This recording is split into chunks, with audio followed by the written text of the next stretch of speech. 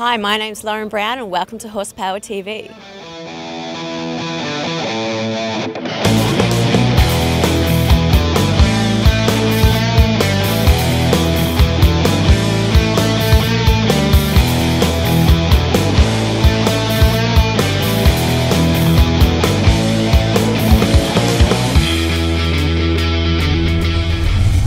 Okay, we're here with Glenn. Can you tell us a little bit about your car, Glenn? I've had the car probably 9 months or so, and I bought it off another club member, and he'd had this particular car, and then he'd moved the running gear out of this into a new car. He bought a new GDO, and he'd used some of the running gear out of that into the new GDO, and then I had a previous model car which I'd moved the running gear out of that into this particular car. So I bought the shell and the cage and the wheels and stuff from him, and then moved the running gear predominantly into it from there. Yeah. And what makes your car so special?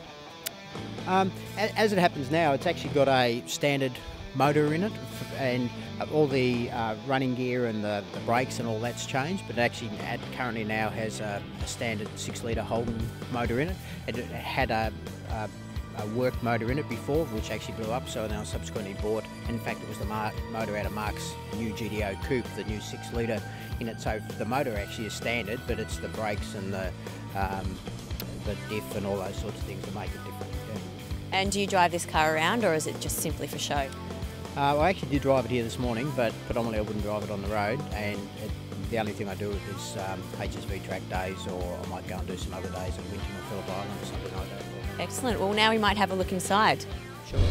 Now we're inside Glenn's car. Can you tell us a little bit about the interior? Yeah, well, as you can see, it's fairly minimal. The only thing probably in here is the couple of front seats and the cage. And because the car predominantly does motorsport, and that's probably reasonably important to me, just the security of the car, and it was probably the cage that really tipped me over to want to buy this car as opposed to the cars that I'd had before without a cage. Okay, so it's actually the roll cage that you were interested in, and is there a reason for that? Oh, it's just the overall safety. If you're doing motorsport and if you look at some of the incidents that happen in V8 supercars where those guys roll cars and do all that sort of stuff, and they can just actually get out and walk away from the car, and whilst you're involved in motorsport and everybody's supposed to drive within their own ability, in the event of an incident, I'm just so much more comfortable with this, and my son also drives the car as well, so for that reason I'm keen that it's as safe as it possibly can be. Yeah. Is there anything else that's been modified inside the car? Well, basically everything's been stripped out of the car other than the front seats you're in, and the front seats are also part of that full safety thing. The seats aren't movable, unlike a traditional car where you can move seats backwards and forwards. They're fully bolted to where they are. It's got a 6-point harness so that you're fully strapped back in the seat, and again that's just part of the full safety of the car.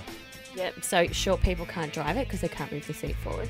No, exactly, unless maybe telephone books or something like that would be helpful. You could lift up and move forward, or blocks on the pedals would be helpful, yeah. And no radio?